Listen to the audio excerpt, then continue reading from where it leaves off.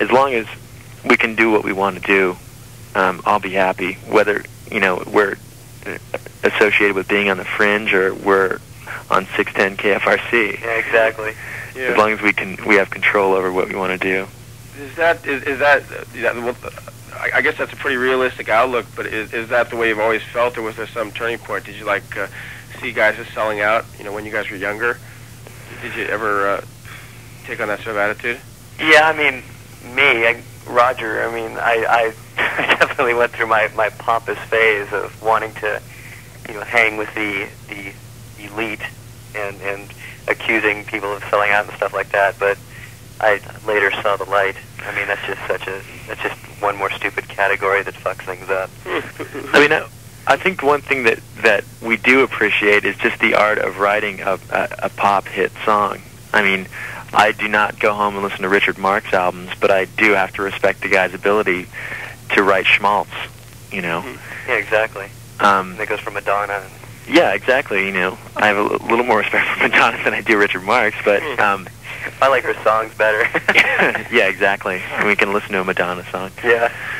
But I don't know. I mean, Roger and I will sometimes we'll just challenge ourselves and say, let's write a complete hit ballad, and one of the times we did that, we wrote this song, and it actually came very close to ending up on Whitney Houston's new album. But as it turned out, it wasn't black enough, whatever that means. And we have another one that we just is, on the shelf that we have to at some point sell to White Lion or Europe. Yeah, exactly. I mean, it's just something that we would never play on stage. I don't think we could ever do it without bursting out into laughter. But I mean, we could make $1 million doing it, and why not? It's just sitting on the shelf. Do you guys do that very often, write parodies because they sound terribly funny? Well, it's not even that. It's sometimes we'll come up with a melody that we know is damn catchy, but it's really goofy at the same time. And it's kind of like we say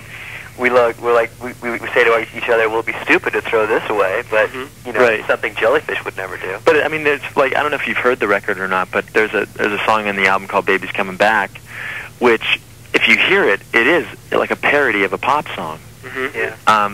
It's just this 2.5, 3-minute song that is so immediately catchy and just so, I hate to say the word shticky, but I mean it's very much that way, and it's just almost like an Archie song or something.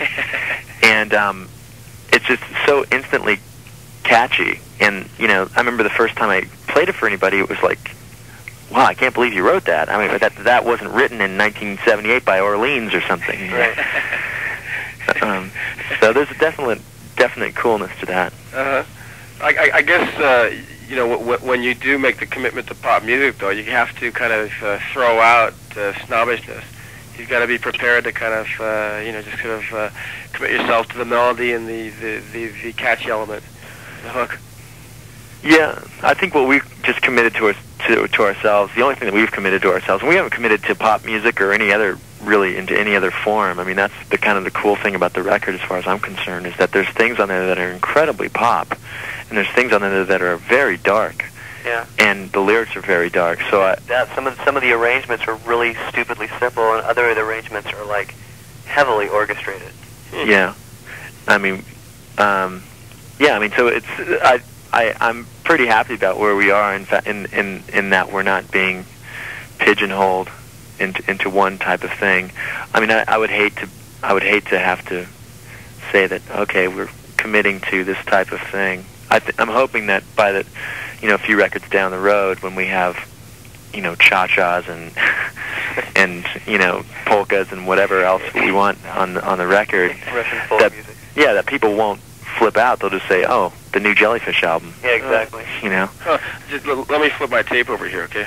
Okay. As with one record, I've sort of come up with pop music on a par with Todd Rundgren and XTC. Are those mentors in any way? Well, yeah, I think they're influences on us, certainly. I mean, yeah, at one point or another, we've done our share of listening to those bands. Yeah. I don't think we've modeled ourselves after them or anything like that, though. I mean, I mean, we definitely respect those people a lot. Yeah. Have you modeled yourself after anybody though? No, I mean, God, I think. I hope not. Yeah, I mean, again, I think that we've spread ourselves so thinly in that we respect so many different people that a lot of times people are very. It makes them uncomfortable because they can't pin us down. Right. It's like, wait, you're not supposed to like the Beach Boys if you like Soundgarden. Right. That doesn't work. Yeah. You know?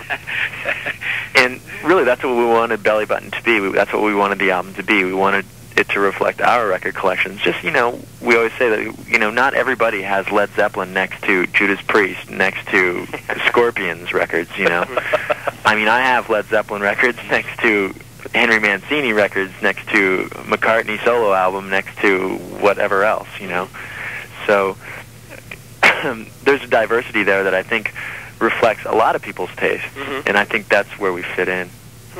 I'm hoping, anyways.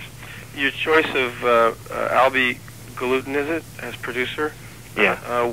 How did that come about? You want to tell Raj? Sure. Well, let's see. Albie had he hadn't been producing for a while because he'd been fed up with the whole record biz. And then when he tried to get back into it, like last year, he wasn't getting a lot of response because everybody was afraid of the fact that he had produced all these classic Bee Gees albums. Right. That, of course, we grew up on. Yeah, exactly. And loved. So he heard our demo tapes and was immediately flabbergasted, and he flew up to San Francisco before any other producers could get their hands on us, and he went out of his way to meet us and try to close this deal with us, and he, was just incredibly perfect. We hit it off immediately with him, and he and Jack Joseph Puig, Jack engineered and co-produced the album with Albie, and they're just this dynamic duo that we're definitely going to make some more records with. Well, how did you guys hit it off? What accounted for the chemistry there? I think one of the things, other than musically, was just his both of Jack and Albie's sense of humor and their sense of respect for our vision. A lot of, and our respect for their vision as well. I mean, a lot of producers will take control of the situation and, okay, you've hired me to produce this record and the record company's on my back, so I'm going to make the record and put your name on it, A lot of producers will take control like that. And so at the end of the album, the artist hates it, because it really doesn't have his stamp on it because the producer basically made the record. And so many artists are doing that now. I really had a lot of respect for. At no time did Albie ever say, how many millions of records that I've sold? Listen to me when I tell you that we should be having the violins on the second verse. I mean, there was never a situation like that. It was always musical decisions, and they were, Roger and I definitely had the last say. It was never a situation where I'm the producer, I'm pulling rank. Yeah. He's very true to the artist's vision, which is something that I loved. And other than that, they're just the most amazing people I've ever met in my entire life. I mean, they're, our relationship with Albie and Jack just totally transcended a producer-artist relationship. Yeah. Actually, somebody was telling me the other day that back when he was doing those Bee Gees records, he would cut pieces of tape into equal lengths. In other words, do sort of sampling. It was, I guess, sort of prehistoric sampling back in the 70s. They say he's a real stickler for detail. Oh yeah, I mean he's kind of getting out of that bag now. In fact, if we had our way, our record would probably be even more polished than it was. Albie was always saying, no samples and no this, no that, and I like the guitar solo out of tune, and things like that. And we were a little more critical of him, and I think there was a nice common ground that we met. Where we'd say, okay, Albie, we'll give you the guitar solo if you give us this, and we're kind of making deals that way. But I think the common ground was good. But yeah, I mean, the cool thing about what Albie did with the Bee Gees and the other things that he did was the fact that they're not so revolutionary now. In fact, they're prehistoric now, but at the time, they were breaking all the rules. And that, to me, making a record without a computer there the entire time nowadays is breaking all the rules. Yeah. And and not having a drum machine and a click track.